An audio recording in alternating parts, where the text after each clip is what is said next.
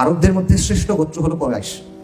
কুরাইশদের মধ্যে বেশিরভাগ সাহাবী, সবাই না, বাট প্রথম দিকে যারা ইসলাম গ্রহণ করছেন রাদিয়াল্লাহু আনহুম আজমাইন, তাদের সবাই বেশিরভাগই আসলে দেখবেন যে কুরাইশদের মধ্যে একদম সম্ভ্রান্ত ফ্যামিলির।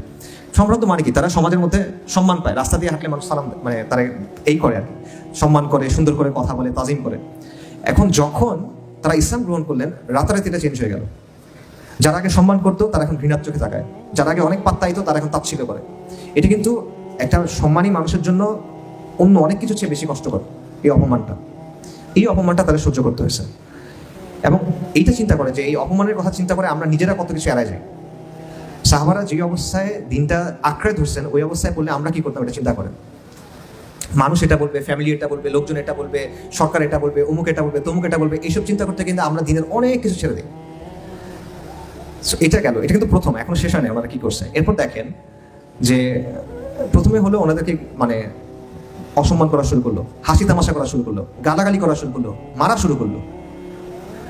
মুসাব ইবনে উমাইরের কথা আপনারা জানেন, রাদিয়াল্লাহু আনহু, উসমান রাদিয়াল্লাহু আনহুর কথা আপনারা জানেন, খাব্বাব ইবনে আরাদ রাদিয়াল্লাহু আনহুর কথা জানেন। মানে লিস্ট শেষ নাই। প্রচন্ডভাবে তাদেরকে টর্চার করা হয়েছে, বয়কট করা হয়েছে। এরপর শেষ পর্যন্ত পরিবারও তাদেরকে সাপোর্ট করে নাই। নিজেদের পরিবার যেগুলো ছিল বেশিরভাগ ক্ষেত্রে পরিবারও তাদেরকে সাপোর্ট করে নাই। যেমন মুসাব ইবনে উমাইর রাদিয়াল্লাহু আনহু, তাকে তো বাসা থেকে বের করে দেওয়া হয়েছে কাপড় চোপড় ছাড়া।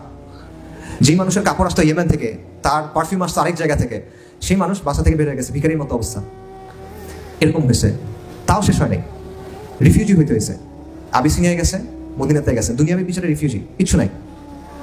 তাও শেষ হয় নাই। আল্লাহ বলছেন এবার তুমি লড়াই করো, যারা তোমাদেরকে অ্যাটাক করছে এদের বিরুদ্ধে লড়াই করো, যারা মুশরিক তাদের বিরুদ্ধে লড়াই করো। কতদিন পর্যন্ত? যতদিন পর্যন্ত ফিতনা দূর না হয়, শিরক দূর না হয়, ততদিন পর্যন্ত লড়াই করতে হবে। এবং সাহাবায়ে কেরাম লড়াই করছেন। কাদের সাথে করছেন? নিজেদের বাবার সাথে করছেন, ভাইয়ের সাথে করছেন, বন্ধুর সাথে করছেন, আত্মীয়ের সাথে করছেন।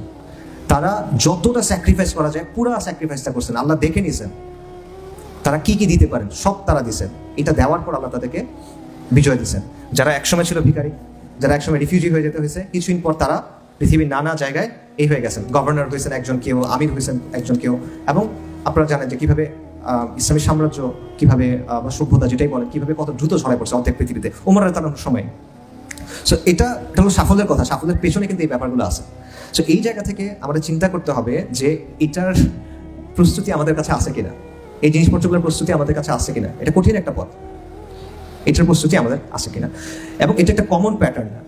আমাদের একটা জায়গা আছে যে জায়গায় থাকতে আমাদের ভালো লাগে, এটা হলো কমফোর্ট জোন, ঠিক আছে? কিন্তু আল্লাহ আযজা ওয়া জাল এখান থেকে আপনাকে বের করে আনবেন। আল্লাহ দেখতে চান যে আপনি কতটুকু কোরবানি করবেন, আপনার প্রিয় জিনিস আপনি কতটুকু ছাড়বেন। যদি আপনি পুরা ছাড়েন যে হ্যাঁ আল্লাহ বাইক আমি ছাড়বো, তাহলে আলটিমেটলি এক পর্যায়ে আল্লাহ আপনাকে বিজয় দিবেন এবং বিজয় তো আল্লাহর কাছ থেকে আসবে। দেখেন আপনার আসলে কিছু করার নেই, আপনার খালি আল্লাহকে রাজি খুশি করতে হবে, এখানে বিষয় না। সো এই জন্য বারবার আম্বিয়া কেরামের ক্ষেত্রে আমরা দেখি যে তারা বারবার অপমানিত হয়েছেন, লাঞ্ছিত হয়েছেন, সমাজচ্যুত হয়েছেন এই দাওয়ার কারণে। সেগুলো আমি কেন বলতেছি? কারণ আমরা যখন দাওয়া করতে যাব, আমরা যখন দিনের কাজ করতে যাব, এই ব্যাপারটা যেন আমাদের মাথায় থাকে। এটা আসলে জাস্ট গ্ল্যামারের বিষয় না, এটা জাস্ট মানে অনেক মানুষ আসছে হাত মিলাচ্ছে, এই ব্যাপারগুলো আসলে না। এই যে আমরা দাওয়া করবো, কাজ করতে হবে, এই প্রতিকূলতা আসবেই, এটা স্বাভাবিক। আপনি যদি হকের দাওয়া দেন, আনঅ্যাডাল্টারেটেড হক যেটা, অরিজিনাল হক যেটা, কোনো মিশ্রণ ছাড়া যেটা, এটার দাওয়া যদি আপনি করেন অবশ্যই প্রতিকূলতা আসবে, আজকে বা কালকে। এটা আল্লাহ আযজা ওয়া জাল সুন্নাহ। এবং এটার মাধ্যমে বিশুদ্ধ হয়, পুরে কিন্তু একটা জিনিস বিশুদ্ধ হয়, না পড়লে বিশুদ্ধ হয় না। সেই জিনিসটা আপনার বুঝতে হবে, আবার আপনার নিজেকে প্রশ্ন করতে হবে আপনি এটার জন্য প্রস্তুত আছেন কিনা, ঠিক আছে? সো এই জন্য কয়েকটা বিষয় আপনার লাগবে, যে আপনার নিয়তটা আপনার ঠিক হতে হবে, আপনার ইস্তিকামাত থাকতে হবে, আপনার ইখলাস থাকতে হবে, আপনার সবর থাকতে হবে, এই ব্যাপারগুলো লাগবে, আপনার তাওয়াক্কুল লাগবে।